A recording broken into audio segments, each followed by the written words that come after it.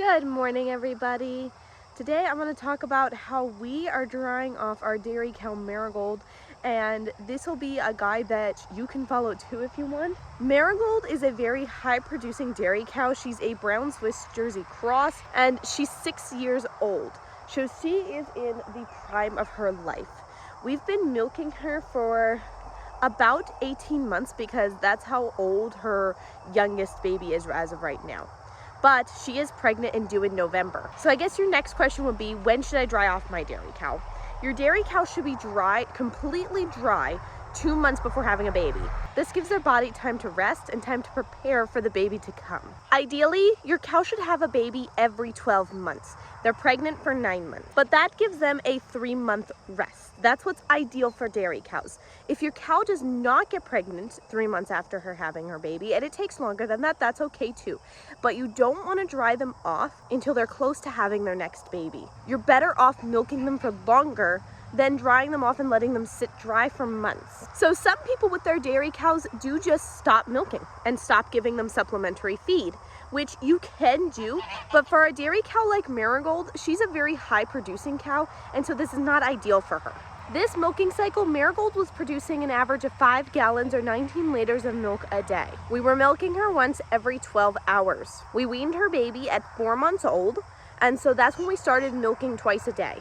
So the first thing that you want to do with your dairy cow, and there she is right there, ours, is you want to cut back their supplemental feed.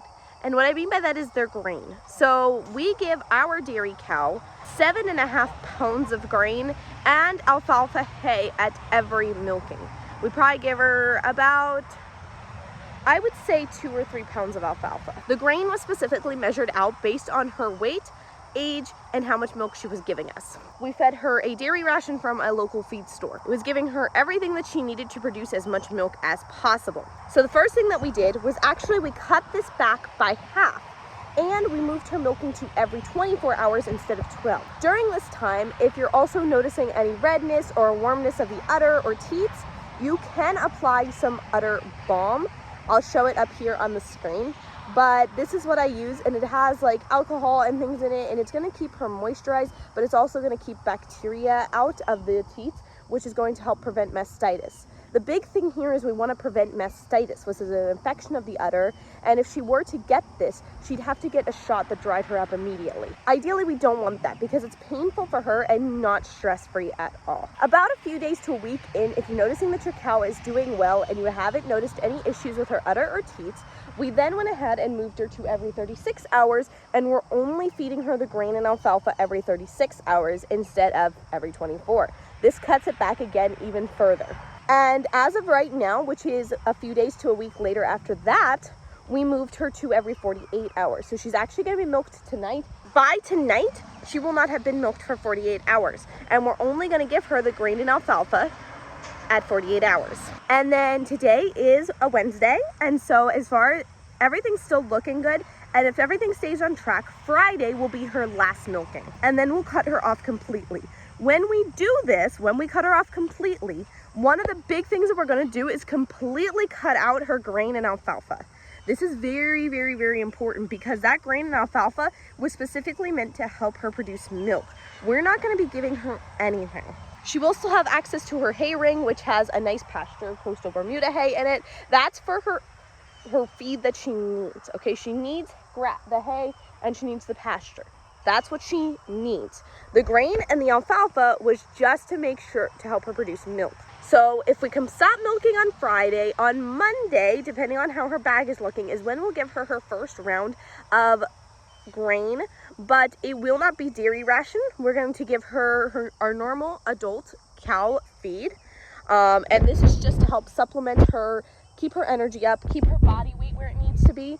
And so we may be adjusting how much of that we're giving her based off of how she looks. As you can see right now, this is also a pregnant heifer. So this is a cow that has never had a baby before. And if you look at her body score, she's a Jersey cross.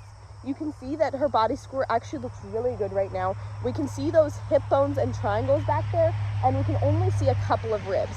That is what we want in a Jersey cow to see. Even a pregnant one like her, where you can see on the bottom her belly's really big. She's about as far along as Marigold is. They're due around the same time, within a month of each other. This is Slurpee, by the way. She's also going to be a milk cow. Okay, thank you. I love you too. I love you too. Thank you. Thank you.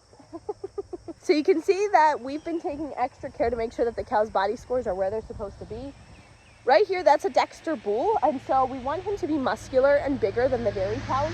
And you can see, you can't see any of his ribs. You can see a little bit of his hip back there, but not much. He's very muscular, and he is actually the daddy of both the babies that the girls are pregnant with right now. So you can see we take very good care to make sure that our cow's body score is where it's supposed to be. Dairy cows are supposed to look a little bit different than most cows. They are to look a little bit on the thinner side, but it is normal. And if you take your dairy cow to the vet showing those hip bones and just a couple of ribs like this, they're gonna say that that's good. These cows were at the vet not that long ago. They all got clean bills of health, and the vet said that they all had good body scores. Marigold looks the same, where you can sort of see a little bit of her hips, and you can also see a couple of ribs. So that is pretty much how we drying off our dairy cow stress-free. Hi, little moo. If you guys have any questions, please feel free to drop them in the comments. But one thing I do want to mention, if you're noticing anything that looks out of the ordinary, please call your vet.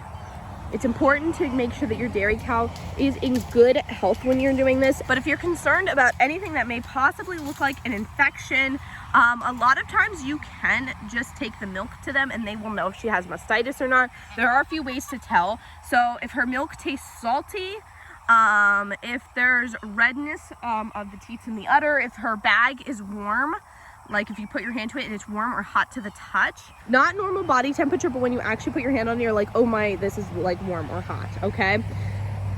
Hi, you're being cute. I know you want me to feed you. Mastitis, if left untreated, can kill a dairy cow, and it's very important to make sure that your cow is in good health and stays in good health during this process. If she does get mastitis, definitely 100% talk to your vet. Most likely they're going to recommend that you get a shot that you actually shoot up into each quarter that will instantly dry her off. And if that's what you have to do, then that's what you have to do. But if you are concerned, you can always milk her out again. If you're worried that she may be starting to get an infection, I definitely recommend milking her out again. Here you go. Now you guys can see her body score. So there's her hips, and you can see 2 ribs, maybe a little bit of that third one, but she's looking really good, and her energy level is nice and high. So you can see her bag under there. It's still a good color. If little moo lets me show it to you, it's still a really, really good color. All the teats look good. The bag looks good. We've been trying to make sure it stays clean. We've got teat dip on hand. We have that udder balm on hand. So there's lots of ways. She has it a little dirty right now, but that's normal for a dairy cow. So my number one thing is just to make sure that your cow does not get some sort of infection down there in her teats or udder. That's really important. And if she does, just guys, call the vet.